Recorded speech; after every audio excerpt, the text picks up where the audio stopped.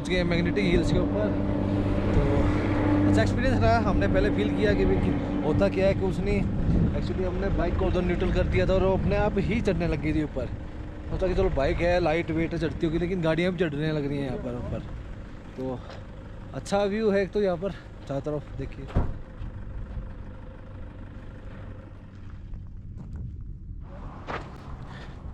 अभी सीज़न है नहीं तो अभी ज़्यादा टूरिस्ट की भीड़ नहीं है, नहीं तो यहाँ पे जगह ही नहीं होती खड़े होने की। तो थोड़ा इस मामले में अच्छा है कि भाई सही टाइम पे फील आया, तो अपने आप को थोड़ा अच्छी तरह टाइम दे पा रहे हैं हम। वो मेरे साथ फ्रेंड प्रतीक, वो भी अपना लगा हुआ है फोटो सेशन में। एक अलग सी ही शांति है यहाँ पर।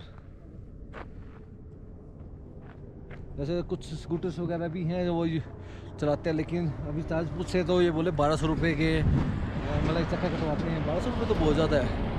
तो फिलहाल हमारा ऐसा कुछ करने का मूड नहीं है। वो बाइक खड़ी है हमारी उधर। यहाँ पे एक मंदिर भी है।